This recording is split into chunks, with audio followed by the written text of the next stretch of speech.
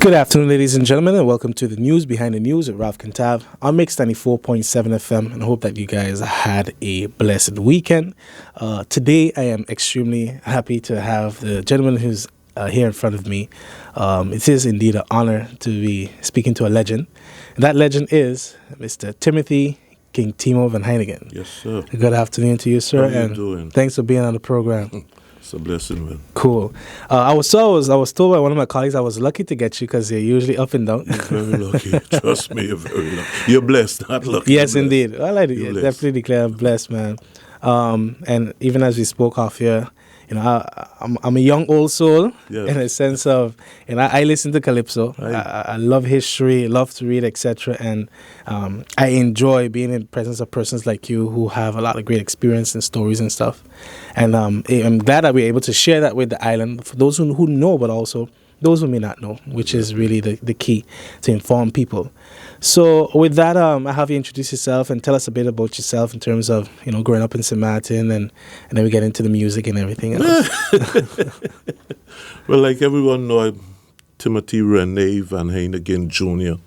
Jr. come from my dad, Rene. And I was raised up in Marigot, Gallis Bay. In that sweet little village of Gallis Bay, at the time, it was a Grand St. Martin Hotel. So you used to have the Passagram, Little Bay, and the Grand St. Martin Hotel. Those were the days. And then from there, I think 1976, we went into the ending part of Standing Ground, which is Binetley today. And there's where I stand now, all the way. Mm-hmm. Okay. And I know that, well, thanks to what you shared with me, that you actually, by profession, also a chef. Oh, yeah. So what got you into that? What was it? What was the inspiration? Got me into that was like from school days, Mom working, dad working, then it was with three sisters, and I was the eldest one. So when we get home lunchtime, like, you gotta wait. I said, nah, we cooking rice, pot bun. So when mommy come home, she started to get into the tree, and I started to stick into it, and from there we were gone. Mm-hmm. And then you worked at the Mullet Bay. The Mullet Bay. What are some stories you can share with us from there? I know those are the glory days of St. Martin. The Mullet Bay stories is only great stories, Mullet Bay was like what you say, a university, just not a hotel, yeah. And the friendship down there. Mullet Bay was the place where, even if you're off, you want to go work. Wow. Yeah, like it was family. You miss something. Yeah, couldn't wait till Thursday come. Thursday was payday.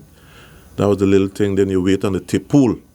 Oh, guys, seeing the tip pool drop, man, you feel like a millionaire. Mm-hmm. But apart from really the hard working, so Mullet Bay was fun. Mm-hmm. It was fun. If those days could only come back, yeah, you go work for free. Trust me, it's just the spirit of the people. It was a one love thing. Mm-hmm. Even like when we spoke, you said that, basically Simon has changed a lot. There's certain things that you end up doing as a child that maybe I didn't do indefinitely. This generation, no. This younger generation hasn't. So what are some of those things that you cherish to this day, that at least, you know that, hey, it was a blessing to be able to experience? Going hunting in the hills with my dad. Mm-hmm. Yeah. When the doe season was in, we go hunting, which he was a ancien combattant, one of the military men. And the hunting, going on the sea rocks, fishing, picking wilks, go set fish pots. These are the things you want to do with your grandchildren today. And there's all kind of European laws now that you can't do and everything like that. So, look at the story I had here the other day with all these conservative and preservative people that they bring in the country now. Your child might have a rabbit as a pet, but in their country, rabbit is their first meal on their menu. Our first meal here used to be turtle meat. And they punish you to jail, but they could still eat rabbit, and children have rabbit as pet. It's a whole sort of thing just changed, but what are you going to do? That's actually, I didn't know people regularly ate turtle meat. You what? Yeah. That was our dish, yeah. Turtle, nothing sweeter than that. It don't have nothing sweeter than turtle meat. A lot of Caribbean islands, they do it. Some of them right now have like seasons that they do it to protect. Yeah. Which we understand. Just like the does and thing, we got a season, July, August. And then the niche again, but it's like nothing is, I mean, this is what, that's all we know, this is ours. Yeah, so sad though. Yeah, I could imagine. But then I guess another thing that stands out to me too is even as you talk about Muller Bay, that unity that they had throughout the whole island. Right. What are your thoughts on that? Well, you see, the unity in that time too was like mostly all there was St. Martiners. Even today when they come like for standing up for St. Martin, it's difficult. We outnumbered, and the people that just comes in here, not all of them, but I'll say most of them, are just like Wilson and Iraq, just come and suck. They stand up for a cause for the country, nope. They have no time with that, they got to go work. And they got to use by Western Union to send out money next week. But at our time, so it was more like a block. Once you touch one, you touch all. But now it's like, we'll just have to stay there with VPN and they go along. And that's sad. That's sad. That's very sad. It's happening right now today. Especially on the French side. Sometimes when you stand up, is who you see? Then they tell you the people ain't coming out. No. The St. Martin people coming out. But the rest of the people... The rest of the population. Yeah, ain't coming out. We got a lot of sad things happening to us right now. We got people here. If you look at St. Martin right now today, compare, you'll think it's a triple Heyningen regatta existing on St. Martin year-round. You're seeing all the yachts there. Who paying for the garbage? We. The seas now become mucky for people who just be regular in the sea like myself. The sea ain't clear no more. It might be looking clear when you're driving in a car. When you get on, you put a mask. It's all that waste from the boat and everything, just leave and go. And it's sad. It's sad. It's very sad. Because like St. Martin's a gem that we have deteriorating basically. Yeah, I think they've gone too much into the money, and not the life. Yep. Yeah. So, even with that, what are some things or ideas that has come to mind for you in terms of what we can do to, make that difference that is needed? Because control. Control. There's no control. Yeah. They come, they dock up, they come in, they walk, they take, they go. No control. Free for all, basically. Yep. I even think the Dutch side, have a better control in the lagoon than we on the French side. I guess that's up for debate. No, I think so. Yeah. You don't get in there for free. French sides are free for all. That's unfortunate. And I think that is where matters of colonialism come in too, Yep. And we cannot ignore it. But it's sad. Yeah. If all them yachts out there would belong to black people, trust me, they would have been control. It wouldn't be beautiful. Yeah. The bridge open, it lift up.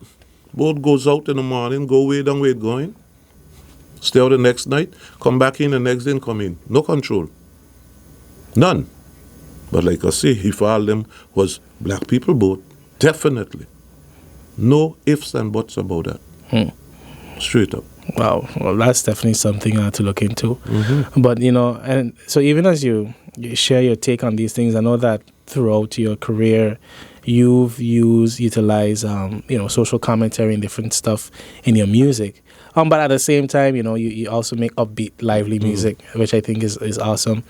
But where the music is concerned, when did you get started? What was that inspiration to? Wow, that inspiration. Sing, to dance, etc. That was always there, but when it was 1988. Yeah, 1988. The baddest of them all, Mr. King Bobo. Yeah, King Bobo used to entertain in the Kupakoi area. And whenever he did so, man, he just used to get you excited, got everybody bouncing and moving out in the kitchen on the grill. And one day come out there singing these songs. He said, but you could sing, but go and sing now. And that's where it really get into me. And then 1990, Creole Stars did were looking for a lead vocalist. And I tell you, that was like a tryout, a good tryout. And we went to Sabre for the first time. I joined them in June of 1990, yeah. And then we went to Sabre that year for the summer over there. And while we were there, playing some of the St. Martin songs, some of the other international soca songs. On the road in the morning, something just come into my head. They said, we're going to mash up this bottom here, which is the capital of Sabre, the bottom. And just get a hook line from there, get back in the room, start to write, because I was always writing it. Start to write, push out your bottom. Next day we went out, put a little try in it, was sung and nice. Come over here, and we went to record an album that year, and we went road March 1991 with that song. Yeah. Push out your bottom, and from there it was gone. And then I had checked out my phone because I made some notes before you arrived, and I think your second road match you won the year after with a song called Wheel It, right? Wheel It, yeah, 92. Okay, good. Cool. But with the singing, okay, you know, what inspired you? I did always love singing. I grew up in okay, I can ask you if you grew up singing. Yeah. Choir or anything? No, okay. But I was always singing a lot of short calypsos. Yeah, I love short. Yeah. Way before anything from in the school days. I got friends in the kitchen used to tell me, I used to sing it like this. Let me see. Night and day I catch in hell. People think I'm doing well just because I sing a few calypso. But that is my misery. Cooking doesn't make money, but them white boys don't know. But you have your axe to grind, yeah? Yeah, your knives to grind. Yeah, man. Yeah, that's cool. And so, do you play any instruments as well? Nah, my instrument is my vocals. Your voice. Yeah. Okay, and I guess you also just always had a knack for like a tone. Natural. I mean, you music. Speak to funky and all them. They could tell you anything playing out of key there. You could tell you, wait, stop that. Mm-hmm. Yeah, that's something natural. That's a gift. Yeah, that's great. And so with Creole Stars, first person to tell me about Creole Stars was actually France Gums.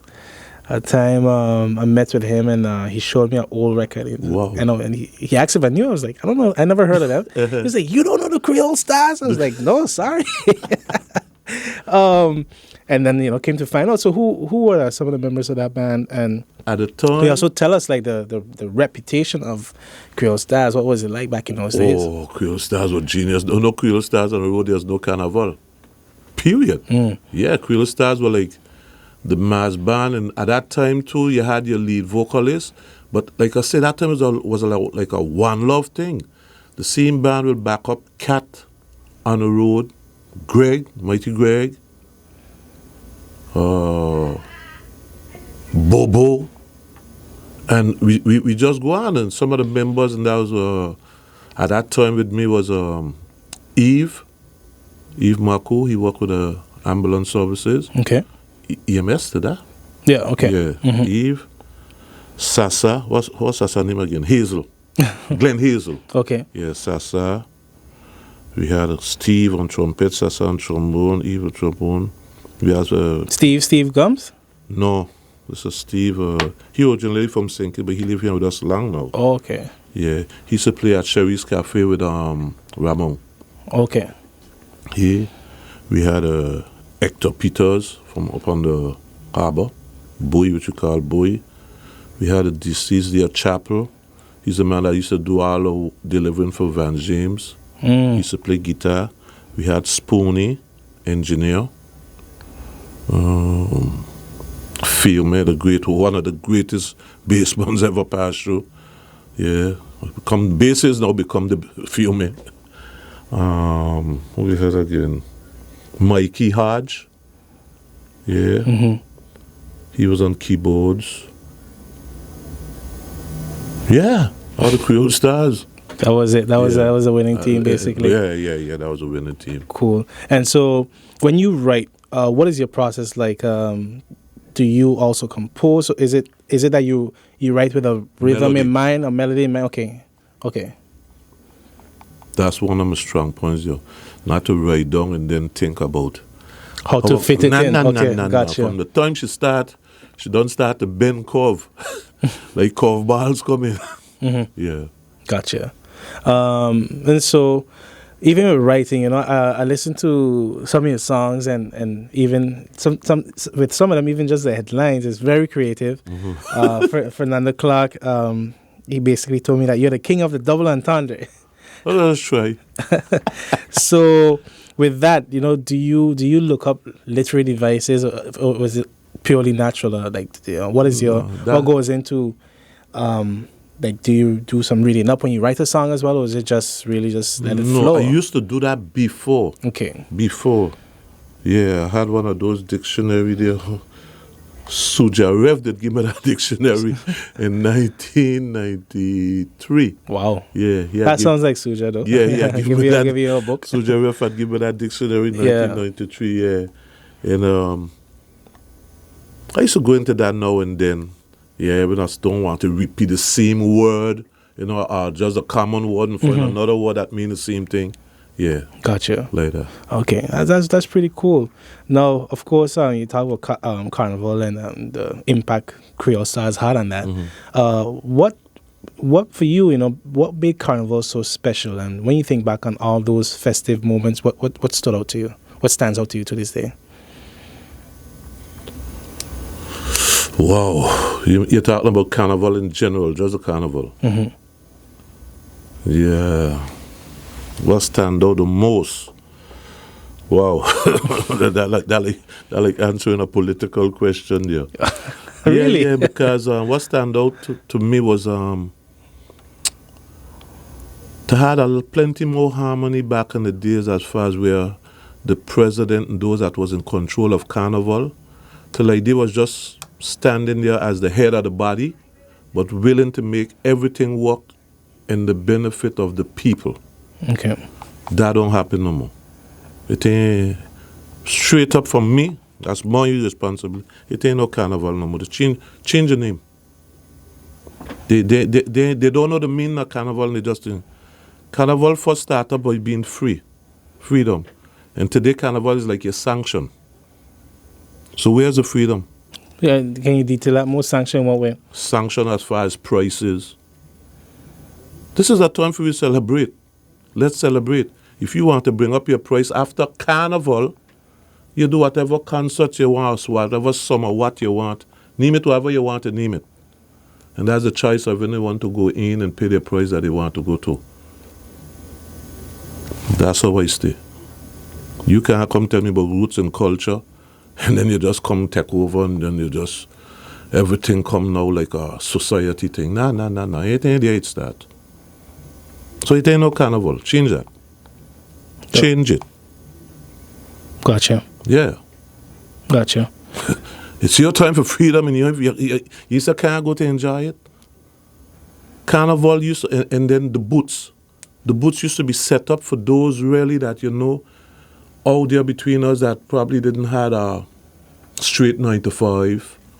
And then you'll say, and that's what I say, the leaders at that time of the head of those associations, they used to look out for the people. Then you'll say, okay, well, Tom do carpentry, or Mr. Yulali just do this. This who gonna have the boots. That's the time they make their little money. No. The same top of the top are making millions got boots in the village. Stupidness. Total stupidness. Gotcha. So, I appreciate the honesty. That's for sure. So I'm thinking back, Carnival, in your youth. You say you're still young. Oh, yeah. When you were much younger. I guess, who were the artists that stood out to you, and what did you enjoy most as well? The parades, the Juve, and then after Juve, the bands, and then I used to enjoy really like the Fredo and the Heart Attack. Then when you see they get inside the village, what you call the little band clash and the little band war in there, so, and that's time now the Calypso show. Oh man, the Calypso practice and the shows, that used to be fun. When I tell you, fun, I mean, you're going to go compete, but fun. And then, like I say, all kind of sanction come here, you can't sing this, you sing that, you sing this, is a problem. And slowly but surely, the people just, you don't know too if it was a way to, sanction the Calypso.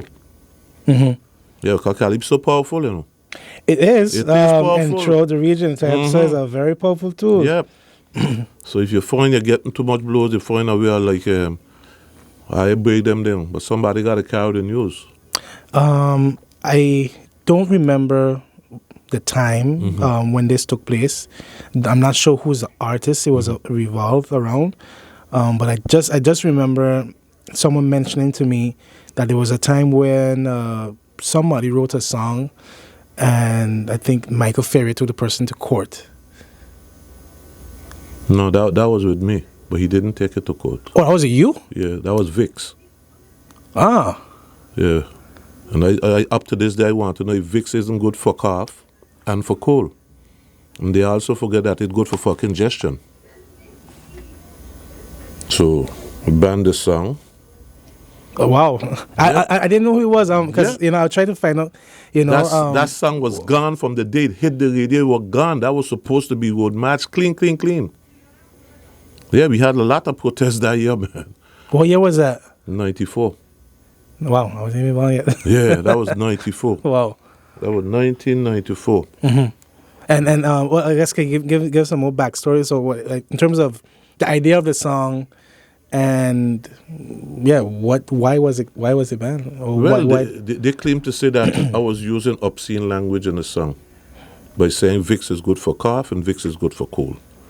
Me and this Yankee lady met in New York City. Pum patum pum pum pum patum patum patum patum patum pum. I was feeling unhappy, unable to jam with she. Bum badum bum bum bum badum badum badum bum. I was feeling sick. She want to use Vicks. I say, baby, no.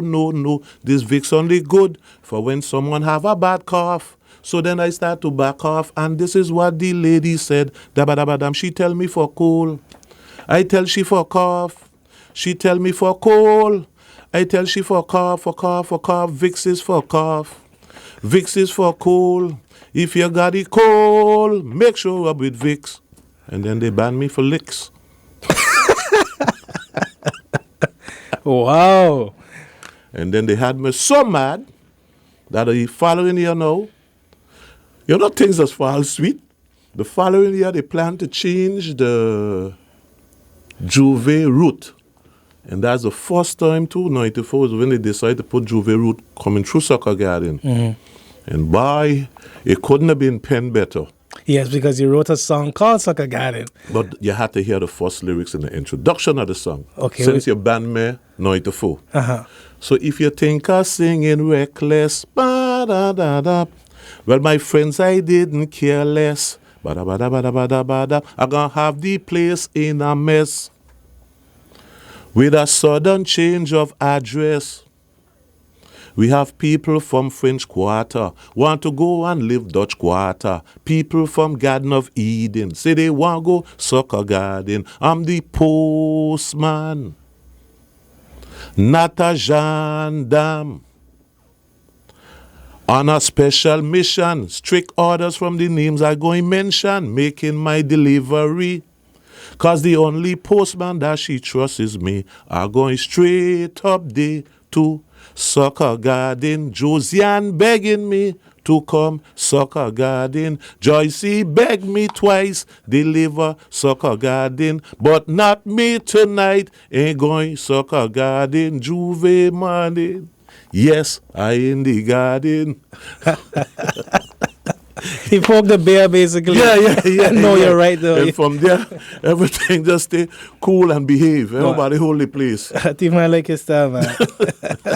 Yeah. No, I like his style because, especially as a journalist, one thing that get me cross is any sort of whiff of censorship or I don't stand for that, period. Come on, man. Yeah, not on semantic. And then, not a communist country. You know what's sad? Yeah. The same people was president of radio station playing these hip-hop, dancehall music with all kind of bomba this and bomba that and all kind of explicit.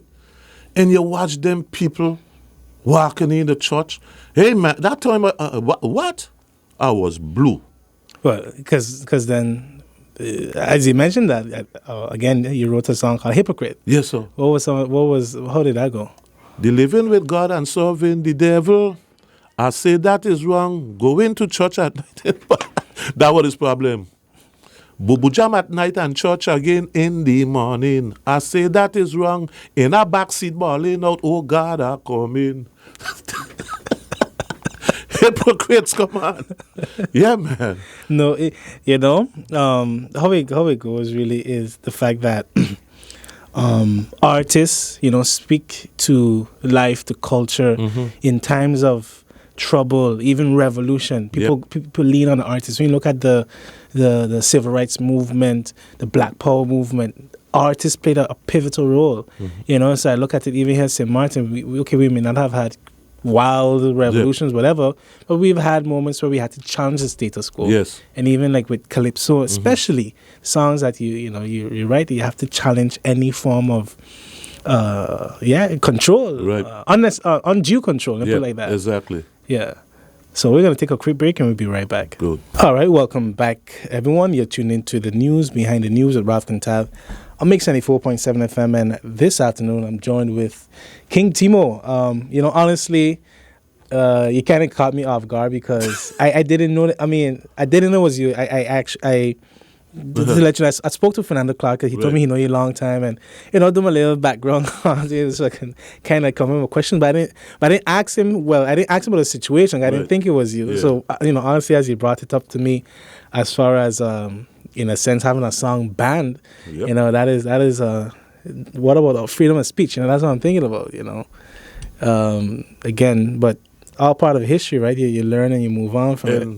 To conform exactly on the banning, this now will make you think. The song was banned in the Carnival village. Wasn't banned on radio. Was banned on radio on the French side. And that's where the whole clique, tried to make up the thing. But wasn't banned on the radio on the Dutch side. They tried to ban the radio station, say, we see nothing wrong with the song. Because the radio station does ban the songs. They ban them, straight up. They who play them, so they ban them. But no, I was sanctioned from Carnival. Wow. Yeah. Wow. Yeah. So another thing that stood out is the fact that, you've won road marches consecutively. Oh, yeah. And so one of the questions I have for you, even where that is concerned, is, when you basically producing a song, what is it that strikes you to let you know, this is it, this is a hit? Inside the head, just feeling the music, how it's been, and then imagining seeing the people on the street. Yeah, sometimes it's like you're singing the song, you're hearing the song, and like you're watching a video in your eyes, and if you say, this need to cut back, or this need to come out, this need to go there. That stop there too long. Cut it short. Yeah, because it might be getting boring. They're waiting for the hook line. Because sometimes you want to write a whole story too. But then the story getting too long. Start getting a little boring now, waiting till... And then Road March was shorter story, longer hook. Gotcha. Yeah. Gotcha. Shorter story, longer hook. And that was your that was your formula. Yeah, that was the formula, yeah. Okay. Yeah. Always work. Yeah. Even when I win, still was a tune on the road. And how many did you win? 6. 6, yeah, 6. Yeah. I went 5 on the road, then I put it on the stage, and then on the stage. Yeah. And then I win the Power Soca too. When they put it on the stage too. They try to trip me up all over. Wherever they put me out there. Gotcha. Well, but you never won any Calypso mark? I win it from the people, not from the judges. Okay. I mean, the songs are there to play. When you hear them, I mean, some of the colleagues, Calypsonian too, they were shocked and surprised. Shocked and surprised. That you didn't win? Yeah, but we know why, we know where it come from, and that's the past, and we leave that with a blast. Gotcha. So another thing that I definitely wanted to ask is who were the players that you would say gave you the most competition, and that not in a negative way, but that you were neck and neck with, that you know that hey, because they're so good, you got to put out something even better. In our Carnival thing, when it come to road march, you have to be looking out at the Patos, which is the Youth Wave, the Greg, the Bobo, the brat. Yeah. When it really fox, when it come to the road march. When it come to the Calypso, when you talk about competition, you got a Bobo, the brat. Yeah. Then after that, the fish came in, the boss. Yeah, the fish came in. There you know, those are the... Then you had repeater in there also. You had to really have your guns up on them, man. Because they ain't no walkover. Never was a walkover. Yeah, you had to catch it with the pants down. It's very stiff. Yeah, definitely. Gotcha. Fernando also told me one song that made me laugh when he told me on the phone, which was a song you had called "Everybody" for King Bobo. Oh man, that night again, they crossed me, man. You know, sometimes you ask yourself, really, what the judges them came to judge. You know, whether it's the individual or the song. So I said, okay, gone in the village to sing my calypso. That night I was singing about the orange pan. Orange pan? What was that about? No, just a name. Oh, okay. Orange pan. I come in India singing. I go backstage. I see a car from cover down. Don't take no notice of it. Yep, here come King Bobo. Coming up on stage with a car from Timo mark on it. I say, what? So I listen to the first verse. I don't listen to the first verse, no. Now listen to me carefully. Brat is witness. I think Brat tell Bobo, you sure you want to sing that by quick, you know. You shut up, man. I singing my song. Bobo come out there and sing the Calypso. Timo dead. How you kill Timo tonight? Timo dead. He bury him tonight. When he sang the first verse, I think I was 2 more singers after he. Yeah, he was number 7. I was number 10 that night. When he sang the first verse, I went somewhere for part 2. I said, part 2, find my pen and a paper. Quick. And I went and locked myself in the living room. Brad come, he said, what happened? He said, oh, shit, I tell him that's going to happen. And I start. Bam, bam, bam, bam, bam, bam. Bam, bam, bam. When the band called me, called Fernando and Blast, I say, tell the band, give him 2 little minutes here. Some technical difficulties I got. Just give me 2 little more minutes. And I change him a song. He said, what? I said, changing the song. So I said, this ain't no competition no more. This get personal like that. And I went up on stage with this. It played on PJD 2 days and you never hear it again. So whoever listening now will hear a piece of it. The Bacchanal start before Carnival. Approaching we 96 festival. The biggest anti-man they call King Bobo. He fling a rock and boy it hit pon me do. So I pick up me pen and piece of paper to answer that stinking little bull pooper. So before you have to read tomorrow front page, come and get it live tonight right here on the stage. Because the MCs for King Bobo, even the bandmen's for King Bobo. And if some of you don't believe it, so check backstage, somebody is for King Bobo. So I say, you see, Timo's on the French side, everybody for King Bobo, but nobody for Timo. Everybody's for he alone. You turn left, you turn right, everybody's putting up their hand for King Bobo. But nobody putting up their hand for Timo. So. Wow. And then he used to say, be careful with he, having you jump on here, jump on a pickle tree. Well, they say the last man who jump on you come out with the head full of brown cuckoo. I really thought he jump on a pickle tree. I never knew it was King Bobo Boomsy. For years I know they call you Leroy. But never know bull pooping was your favorite toy. You turn around and call me a blah blah mouth. Well, tonight all your anti-man business out because for King Bobo, even them lawyers for King Bobo. And if some of you want to know what Timo know, why?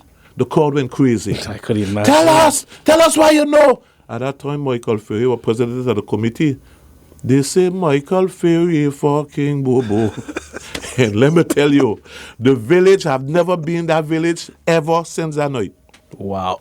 Yep. Wow. Boot holders leave their chicken, everything, and the grill to the front of the stage, you know. Boot holders. The boots were empty. That never happened. That's history. Wow. Yep. Wow. That's quite a story. What? So, I actually found this old article online, the same year, 1996, from the Chicago Tribune that highlighted you and music. There was a song, I think, Sing Me Rumba. Yeah, Sing Me Rumba. You call it Soca Salsa. Yeah. Yeah, and how was so I mentioned that because Fernando also shared that you definitely travel a lot. You even had international contracts and stuff. So what was it like then? Growing as an artist and expanding your reach to other territories. That was nice. So one thing that hold me back, and like I say, and I knock wood on it, I never regret it because my love for my children, especially my daughters and them, and my son. It was always deep inside of me. And when the thing really started to roll internationally, it was a choice: or you stay out or you come and go. And the come and go wasn't working with the contracts that you had signed, because they will ask you to, okay, listen, we got you. We want you this Sunday, Chicago, next Sunday, Atlanta. We are the Caribbean people. So you are like from Sunday. So you have to be living in the States. Basically. At least 6 months. And I make a choice for that. Even when I was back in Nigeria, things could have really broad open in there. Oh, I didn't know you were in Nigeria. Wow. And thanks to Fabian Badijo, I chose to come take care of his kids. And that's why I knock on wood to say regret now. Yeah. No. If I do the same thing again with the monies in front, I do the same shot, then the monies will have to come. But not me going for it. Yeah. Yeah, no, do the same you chose your family. Yeah. And today I'm proud of that. Yeah, I mean, it's that's my honorable, richness today. Yeah. Yeah, that's my richness. Yeah, because you can't. There's no measure. There's no measure of that value. No. Yeah. Yeah, I got you. One of the thing about Calypso I love so much, is, for example, you will have Calypsos as old as the 70s, 80s, are still so very relevant. Like you mentioned, Shot had a song called Power and Authority. When they have power and authority, they don't give a damn about nobody. Yeah. It ain't happening now. Still to this day. Exactly. So, you know that, man. I'm proud of you with that one. You touch me there.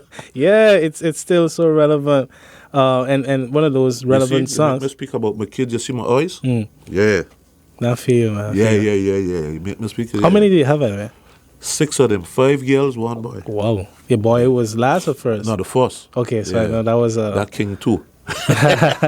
And all the other queens were there, so. That's great, man. Yeah. That's great. You probably know him. That's he have that printing company on the front side. Mad Design. Mad Tools? Mad Design. Oh. Mad Design. Mad Design. Yeah, he did a lot of design. Sandy Ground? No, in Gallows Bay. Oh, okay. Okay, cool. Yeah. Probably from when the you face. need anything print, look it up and you'll see. Okay. Anytime you need anything professionally print. Gotcha. Mad Okay, Design. that's cool, man. So even as those songs that still stand to this day, I never heard it, but know what it was about. Clorox. You never hear Clorox? No. See you give them, boy. See you give them. Clorox is on that. Okay, appreciate it. Clorox is a bad road, man. That like I just know that the classic line, so I'm curious about the inspiration for that. And well, the inspiration for that come because, like I told you, chef, I'm responsible for the kitchen up on cooking for all the kids in the schools, which is a central kitchen in Grand Cars. Yeah. And I had a protest with some of the co-workers, but I really don't like to be striking on kids, especially when they come to the meals, unless, like you say, it's really necessary and the right time. So they were protesting, doing their right duties. And we go up to work, pass around them and go cook. But our leaders at the time choose it to call the gendarmes to go and remove them by beating them. Wow. And that day I refused to go in the kitchen. They said, I'm not going in there. If you have to beat my people for me to get in the kitchen to cook, I can't join that. Wow. No. So I definitely didn't went in. And then I went back home And I had to say, yes, this thing coming apparently clear now, man, that these people ain't for we at all. You know? Mm-hmm. And I just started to pin. Went halfway, then went work the next day. Hear a bunch of story what they say while I wasn't there and wasn't there. And say, okay, yeah, well, I going that way. And then the Saturday and Sunday I finish up. Then here was coming a little vacation for Carnival, February on the friend side. And I just decided, let me get out of here and go ease down my head somewhere and get this done properly and come back. And that's where Clorox come. What year was that? 2018. Yeah, 2018. Not too far back. It's a strong old man from down in sandy ground. Call me on the phone. He said, Timo, boy, you're so fed up. I fling in Rockstone. This government don't give a bam bam for people like we. It's only them white tighty in matrimony. So don't ask me. It's Colbert who say, you know I ain't lucky. Afraid the melee. We government like Clorox because it only works for the white. You have the poor man bawling like they doing this thing for spite. We government for Clorox, it don't work for colors at all. But tell them don't worry, cause the writing is on the wall. This government, boy, this government, bad government, no good at all. At all. So when you're ready, you'll get into it. They want to resurrect South Africa, right in St. Martin. They say no way on the sea coast, we can't build a thing. Like they really think we black people ain't good for the beach. So to change the country complexion, they bathe us with bleach. So don't ask me. It's Billy who say, give them 6 more years. And everything white way, blanco. That's Clorox. Yeah. I really like that you don't hold back punches, man. No. Hold back. Yeah. No, man. Truth is truth. Yeah, for sure. Truth will be truth. The truth in itself, the truth defends itself. Yes. That's the beauty of the truth. And when I sing it, everybody say, oh, crazy. Today, everybody say, boy, tell me what will happen in 2030. I say no. Because the reference is still made, and even though it's as recent as 2018, that you could have signed that in 1950. Thank you. Yep. 1980. Yeah, but they were ready all the time. Yeah. Yeah. Another thing I think that is great is that you've, really produced a lot of records. Wow. Yeah. How many albums do you have? Last time I conquered over 28. Wow. Last time I conquered. To give accuracy between 29, 20, 30, I ain't sure yet. Last time I conquered 28.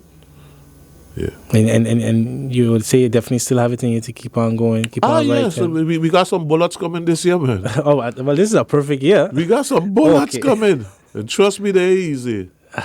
That's okay. We got some bullets coming. Okay, that's cool.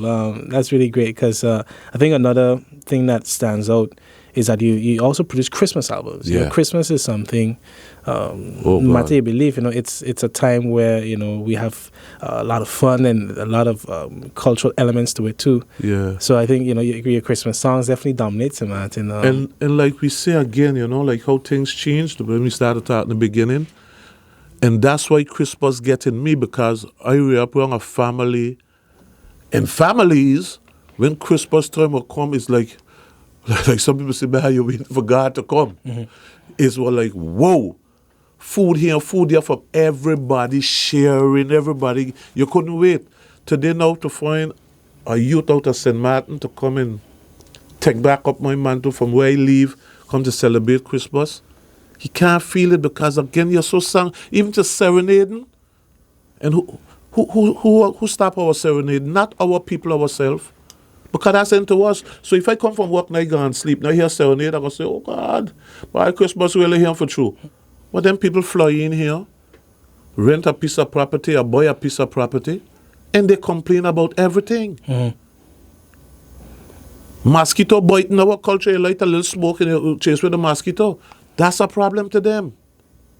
So Christmas, from the younger ones, they wouldn't feel it the way we feel it. I tell you, Christmas are a joy. Christmas would have come 4 times a year. Yeah. And that's what the old time Christmas song. I love that song. I love that song. Christmas like the old time days. Yeah, man. Yeah, definitely. So, even with that, another thing I'm curious about is, what's important as well as an artist is the ability to rap on the stage. So, what went into your early days practicing, or how was it like, growing and dominating your presence, keeping up with your rhythm, keeping up the stamina and so forth when you perform? Well, I was a heavy sport player too. Okay. Yeah, I played soccer for a long time and was very good at it. And exercise, the thing was always my type of thing, One of my greatest sports is underwater, sea diving and swimming. So, your lungs, your lungs are always good when they come to the diving and things. So that way I will keep me fit and very carefully what I eat. Because I over 30-something years now, never put meat in this body. Strictly vegetarian. Yep. Gotcha. Yeah, so a discipline basically. Yeah, and more fish. Okay. More fish, yeah. Okay. And make sure to got white water behind of it. I know what you mean. So, and I guess one more song that I have noted here that Fernando brought up to me was a song you had called 12 Commandments of Calypso. Wow. Yeah, that was trouble. What year was that and how did that come about? We got a short little friend of ours over here. Mr. York. Dow. A little troublesome fellow, yeah? Little troublesome fellow. Morning, sir. So they give me Sir Dow now, yeah. Sir York, yeah. Morning. I was a little troublesome fellow, and I would go pick. And that's where the 12 Commandments of Calypso came in that year. I think that was 1997, 98. No. The late 90s? No, early 2000s? No, that 2007. Oh, okay, so then. Yeah, 2007, along there, yeah. Come in little trouble. So, there's a lot of things that is wrong in the 10 Commandments that you shouldn't do. So, thou shalt not. That's the 12 Commandments of Calypso. Thou shalt not do this, thou shalt not do that, and thou shalt not do that. So, you find the music, and then you play it, and you'll understand where it went down. Okay, no problem. It ain't so beautiful, but thou shalt not. Okay, cool. No problem. No problem. That was the 12th Commandment of Calypso. Gotcha. Yes, sir. And they say, so that goes back to double entendre, what? The play on the word. Yeah. Yeah, that creativity. Yeah. Yeah. And I guess, for you, when you say you do a lot of observation, because I realize, Calypsonians, comedians as well, really have that gift of critiquing and detailing society. It's things that we see every day, but maybe doesn't stand up. But when they put it in their art form, it's like, wow, yep, beautifully said or done. That's the best way to do it. Because, again, that's where it come from, the plantation. The message in them was passed on to us, to each other, that the master couldn't understand. And today now, you tell me this Carnival we got? No, we don't have Carnival. See where you come back? We don't. That was our way to communicate between us. I said, Joyce, you don't cook the saltfish because I need some tonight. No, we're going to make love tonight, but poor master think the food I'm going to eat because it's saltfish. Gotcha. Yeah. Gotcha. Gotcha. Yeah, I got you, because I think finally then the humor part of it too is another thing that that thing's liveliness. But that's why you used to pull the people into the village. Yeah, because then I think there's 2 songs that stood out that Fernando told me about. Yeah. One was KFC and No Draws. Oh God, No Draws is a boss, man. I hear Angola play that someday there. I wouldn't lie to you, I couldn't find it. I find the number, call him back and say, please, just put. He say, you listening? I say, yeah. I say, pull that up again, man. No Draws. And I think my music at that time too, the soca that Trinidad really ponging right now, the beat, how they move the beat, doing that long time. When you listen to No Draws and then the DJs, what tell me, what year that was recorded? I said No Draws was 95. Wow, that far back. Yeah. Behind she cabinet, no drawers. All inside the house, no drawers. So I pull out the first drawer, I pull out the second drawer, I pull out the third drawer, I pull down all the woman drawers. You understand? Yeah. And this girl there was a KFC. Remember when we went to go to my KFC, that was the bomb. You had to see people on Front Street. Tick tock, tick tock. Is this woman? I mean, this young girl, not a woman. You know, they want a boyfriend and everything. And for hell, every day the man hungry to KFC. Every day walking down the street, well dressed up and neat. Boy, she thinks she's sweet. Latest brand shoes on top she feet. But inside she house, there's nothing to eat. I'm waiting to see she mother again, Lord. To find out if that's the way she was trained, Jack. Mommy, this girl you have is a mess. Always dressing high heel shoes. Playing the news. Carrying news. Got me so confused. All I hear is tick-tock, tick-tock. Coming down the road. Tick-tock, tick-tock. With a heavy load. Tick-tock, tick-tock. With a bucket of KFC. Tick-tock, tick. That's how she feeding me. Girl is a KFC. They say she can't walk and cook. So she can't walk and cook. Yeah. But you have to take the walk and out of KFC. Yeah. I follow you. Boom. You know, I think. Oh, go ahead. That was a smash up, man. You know, with that, honestly, I'd like to thank you so much. I think it's obvious enjoy this conversation. Thanks for this as well. I'm definitely gonna plug this in and check out the tunes. You're gonna check out the tunes. Yeah. And that you got the brand new one that I put for this COVID time. Okay, cool. Named Brand New Wall. And if you see how the new right, not the brand new. We knew that this was coming. Yeah. So it's a brand new. We knew something. Yeah. That's a COVID. You got jacket and tie on top of that. Telling the parents of them, how ones don't cry.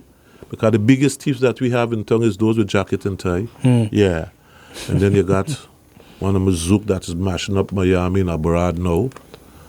What else we got on that? Yeah, some soca tunes. Great. Well, keep up the great work. And don't hold back. Nah, hold back. Yeah. That Timalia. Exactly. All right, folks, this is King Timo on the News Behind the News. Hope you guys enjoyed this conversation. And be sure to tune in again tomorrow. Take care.